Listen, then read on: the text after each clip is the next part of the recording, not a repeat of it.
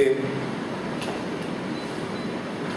es un gráfico que les va a servir para entender después el cerebro, porque a medida que vamos avanzando se va haciendo más complejo cuando entramos a cerebro. Entonces, esto de aquí es la corteza cerebral. La corteza cerebral, a su vez, le vamos a poner aquí el área 4, que es la corteza motora primaria de un lado, y la corteza motora primaria del otro lado, y el área 6, o sea, la corteza premotora de un lado, y la corteza premotora del otro lado. Obviamente esto será la línea media, ¿sí? Y vamos a poner, este es el lado derecho y este es el lado izquierdo. Vamos a dibujar un núcleo rojo de rojo y vamos a poner aquí al núcleo rojo. O sea, estamos en el mesencéfalo. El núcleo rojo, de arriba hacia abajo, tiene dos partes filogénicamente hablando. Filogénicamente hablando quiere decir que una es más antigua que la otra. La más antigua será la más rostral y se llama parvo celular. Parvo, por favor, con B chiquita, porque viene de parvulario, que significa pequeño. Hay gente que me escribe con B grande, parvo celular, de parvulario, de párvulo, de parvo, de parvada, bla, bla, bla. En cambio, el magno celular es mucho más grande y por lo tanto es más nueva en la adquisición filogenética. Parvo celular rostral y magno celular caudal.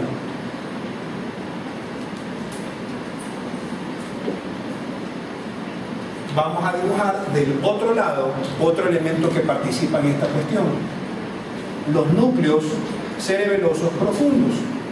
Esto es mesencéfalo. Voy a dibujar en el lado derecho a los núcleos cerebelosos profundos. Por un lado, el núcleo dentado,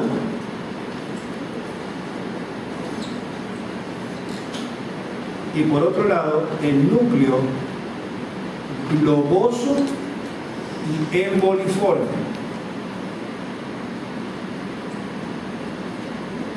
Estos núcleos globosos y emboliforme también se les llama interpósito o interpuesto.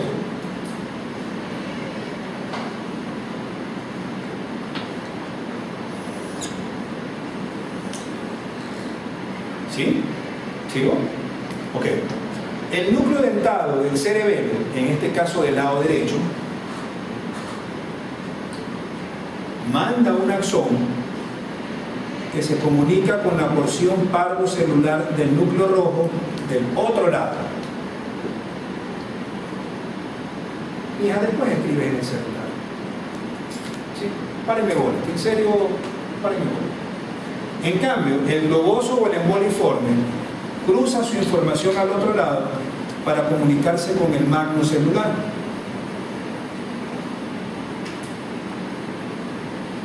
Pero el área 4 de este caso, como ejemplo para que lo entiendan, del lado izquierdo se comunica con el mismo lado de la porción magnocelular del núcleo rojo de ese mismo lado. En cambio, las áreas 6 del otro lado y el área 6 del mismo lado con la parvocelular.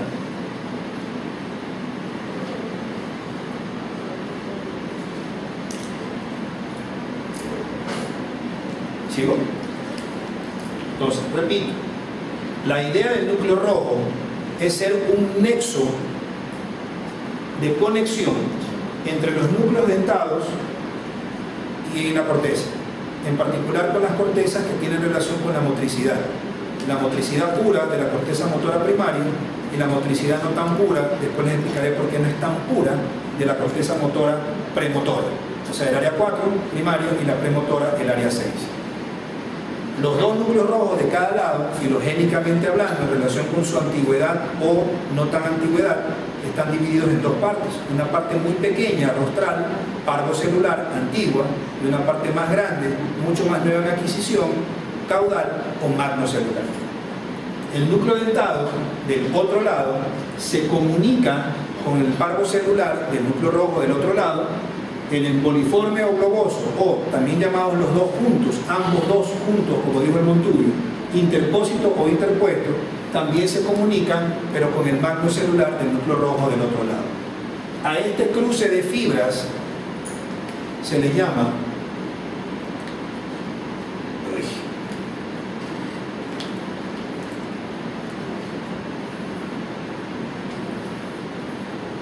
decusación tegmental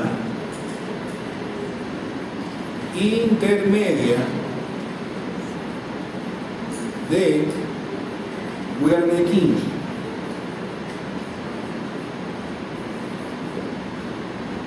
Decusación tegmental intermedia de Wernicke. Miren que lo escribo. ¿Sí? ¿Ok? Entonces ya tenemos dos decusaciones. La tegmental dorsal de Meimer a propósito del haz tectoespinal y la decusación tegmental intermedia de Wernicke a propósito de esta decusación, que será también lo mismo que decir decusación del pedúnculo cerebeloso superior. Es la misma vaina.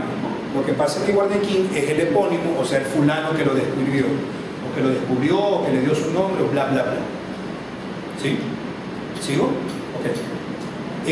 Pero la parte del núcleo de rojo, que es la parvocelular, que recibió a su vez la influencia del núcleo dentado del otro lado, recibe información de los dos lados de la corteza en relación con la corteza premotora. Pero en cambio, la parte magnocelular de cada uno de los núcleos rojos, que recibió información del globoso y el emboliforme del otro lado, recibe información solamente del mismo lado, pero en relación con la corteza motora primaria. Y en ese momento, a la magnocelular se le ocurre originar una decusación o un fascículo que cruza al otro lado y baja como rubro espinal.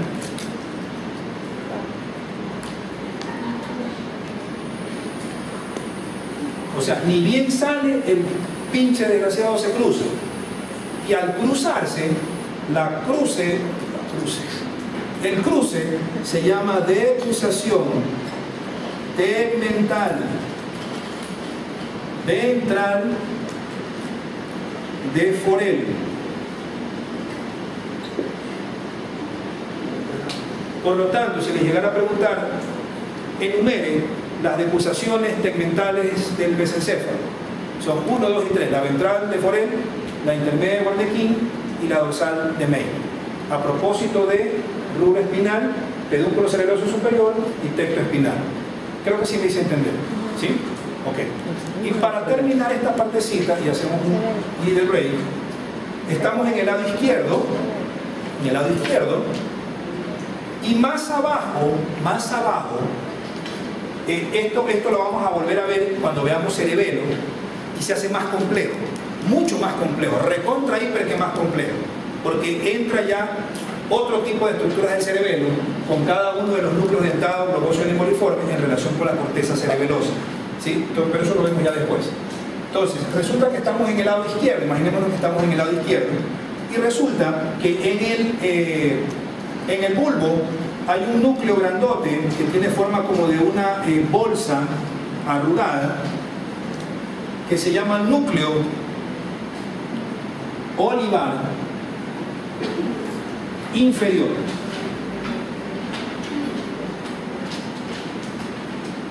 ¿Ya? El núcleo olivar inferior recibe fibras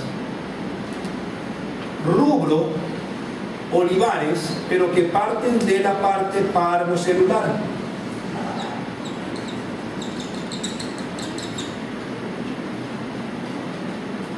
El núcleo olivar inferior recibe fibras de la porción parvocelular.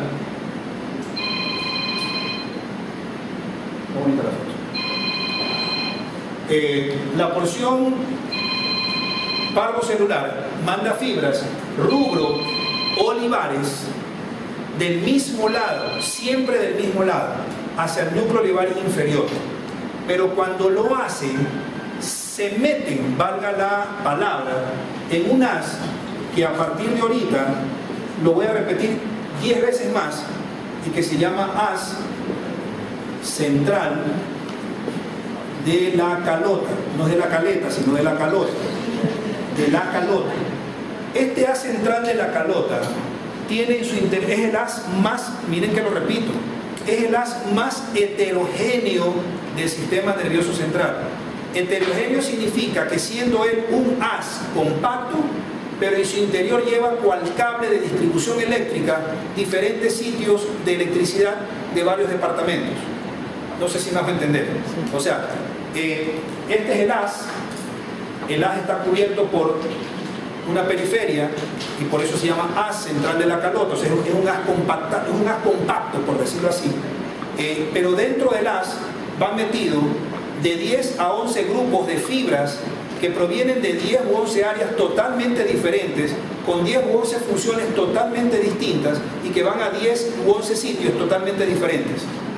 En el sentido de que cuando se lesiona se joden de 10 a 11 cuestiones a la vez. No sé si me hice entender. ¿Sí? Entonces, este sería el primer grupo que vamos a ver. A medida que vamos viendo clases, voy diciendo el segundo, el tercero, el cuarto, hasta el 10 u 11avo. ¿Sí? Creo que son 10 u 11 exactamente, dependiendo de cómo lo dividen. Pero por lo pronto este es el primer grupo. ¿Alguna pregunta? No. Este haz rubro espinal, el propósito es ser progravitatorio. Progravitatorio, con B chica. Gravitatorio significa que dentro de todos los centros locomotores es el haz más hijo de su madre que podemos tener en la médula espinal. Si nosotros fuéramos haz rubro espinal pelado y fuera el único descendente de la médula espinal, nosotros viviríamos cayéndonos de trompa con la cara en el piso, porque es progravitatorio. Progravitatorio significa que va a favor de la gravedad. O sea, si él funcionara solo, no fuéramos de trompa al piso. Por eso lo hace ser progravitatorio. Por lo tanto, las funciones de él son básicamente estas. Es el único flexor. El resto, exceptuando el córtico espinal, son extensores. Este es el único flexor. Es progravitatorio. Por lo tanto, cuando se lesiona, aumenta la habilidad ¿de quién? De los antigravitatorios. Por eso es que a pesar de que un paciente está con parálisis o plejía y está lesionado, aparte del córtico espinal, el rubro espinal, porque van los dos de la mano, la persona puede caminar espásticamente hablando, como les dije hace un rato, pero es mucho más difícil en esta posición caerse a favor de la gravedad. ¿Sí? Para que más o menos parece paradójico, pero así funciona.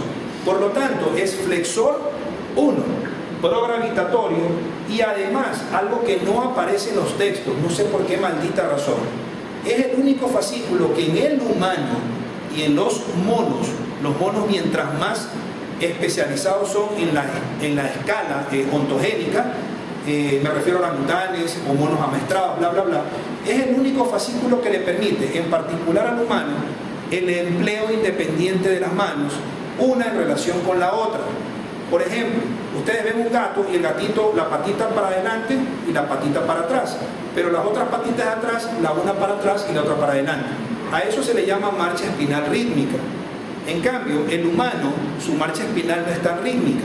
Si a un humano le dicen, hey, hello, yo puedo saludarlos con la mano derecha y hacerles yuca con la izquierda. Sorry, me están filmando. Pero eso se llama empleo independiente. No los estoy insultando en ese caso. Estoy siendo gráfico, para que me entiendan. Eso se llama empleo independiente de las manos. Ningún animal puede hacer eso. Ninguno, solamente Garfield. Pero de ahí nadie más puede hacer eso. Emplear independientemente la mano. Toco un piano con la derecha y estoy rascándome el cuello con la izquierda. ¿Sí? Entonces esas son las funciones. Progravitatorio, flexor, obviamente flexiona los músculos de la parte contraria de la médula espinal en relación a cómo nace. O sea, si nace el núcleo rojo izquierdo, me va a movilizar los flexores del lado derecho y viceversa, porque es un fascículo 100% cruzado.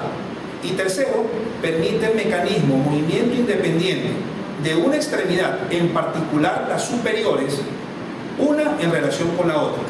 ¿Sí? Ok, un break. Ustedes han escuchado una enfermedad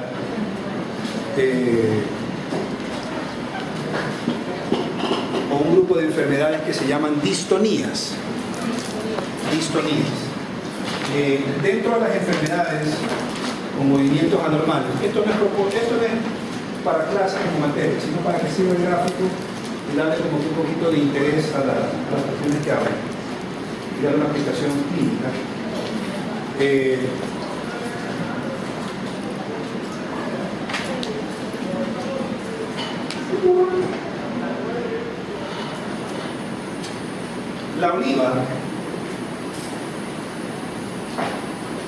La oliva tiene conexiones con el cerebelo. Si vimos en algún momento cuando hablamos de los fascículos espinos olivares que llegaban a las olivas accesorias y que a su vez las olivas daban origen a fibras olivocerebelosas que entraban al cerebelo del otro lado a través del pedúnculo cerebeloso inferior. No sé si se acuerdan en algún momento de eso. ¿Se acuerdan que hablamos de dos espinos olivares? Uno anterior y uno dorsal. Que el anterior iba básicamente cruzado, ni bien salía, y se dirigía de una a los núcleos olivares accesorios.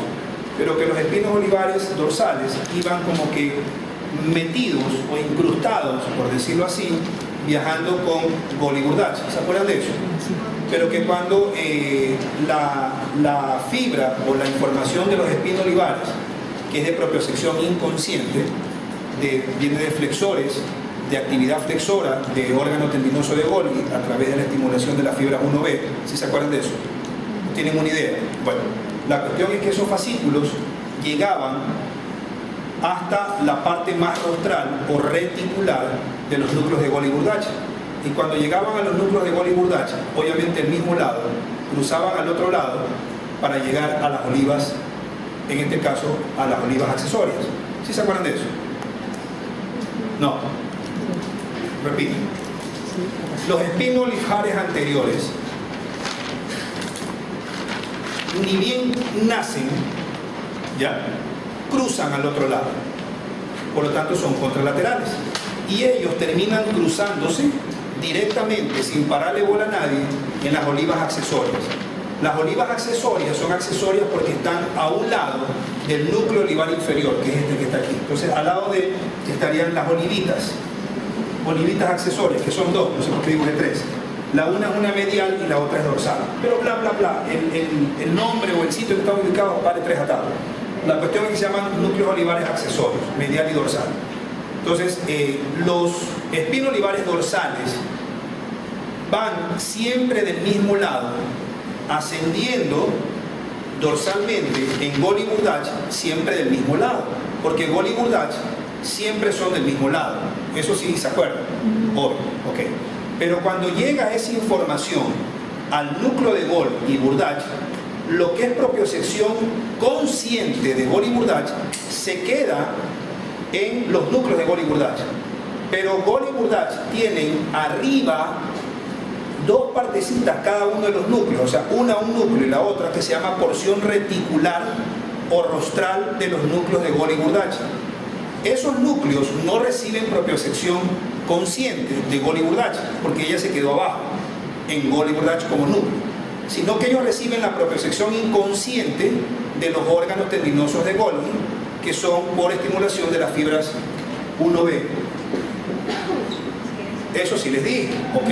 Entonces, cuando llegan, imaginémonos que van subiendo por el lado izquierdo de Golgi-Burdach izquierdos, llegan a la porción reticular o rostral de Golgi-Burdach izquierdos y cruzan al otro lado, al derecho, para dirigirse a las olivas accesorias, en este caso del lado derecho.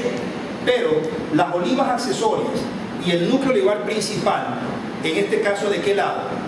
Del lado derecho, fabrica fibras olivocerebelosas que vuelven otra vez a cruzar al lado izquierdo para meterse en el cerebelo, en el pedúnculo cerebeloso inferior, y utilizarlo al pedúnculo cerebeloso inferior como el mecanismo de entrada para entrar al cerebelo. y al entrar al cerebelo se disemina en la corteza. Y la corteza cerebral, cerebelosa, obviamente ahorita no voy a hablar de la corteza cerebelosa, sino para decirles esto que es un dato clínico que les va a interesar. La corteza cerebelosa a su vez tiene conexiones X y Y parte de la corteza con el núcleo dentado y el núcleo globoso. Entonces, esta corteza, que será la corteza cerebelosa, hay partes específicas de la corteza cerebelosa, a su vez se conectan con el dentado y se conectan con el globoso. Pero el núcleo olivar inferior, en este caso, del lado izquierdo, manda fibras olivocerebelosas de izquierda a derecha. ¿Sí? Entonces, dése cuenta que se está formando ahí. Se está formando un lado, otro lado y otro lado. Tiene forma de triángulo. A eso se le llama, ojalá les sirva esta vaina, o sea, la idea no es joderlo, sino para que aprendan un poco más.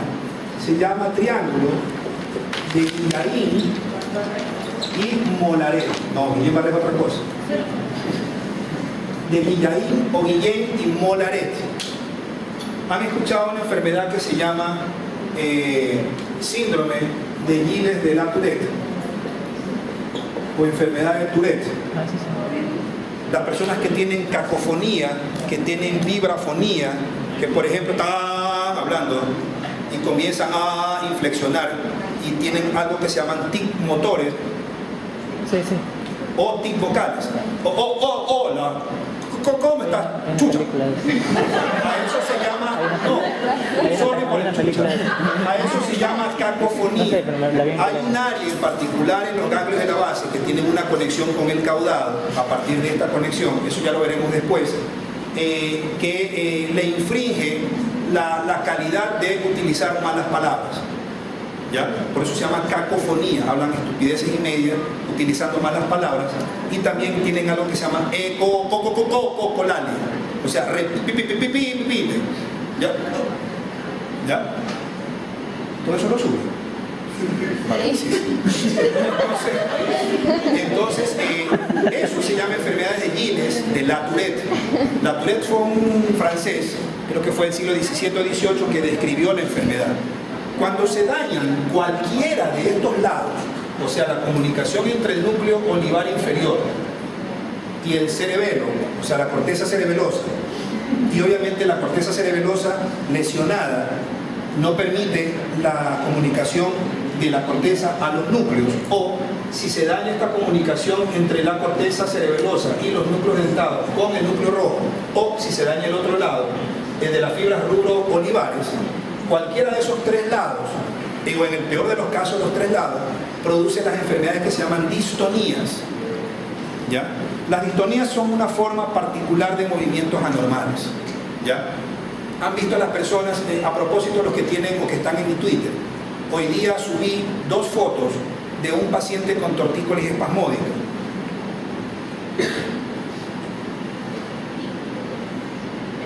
¿Sí? Algunos están en mi Twitter. Ya, vean las fotos hoy día. La tortícolis espasmódica o la terócolis es una enfermedad producida por daño de cualquiera de estas tres boberías. A eso se le llama distonía.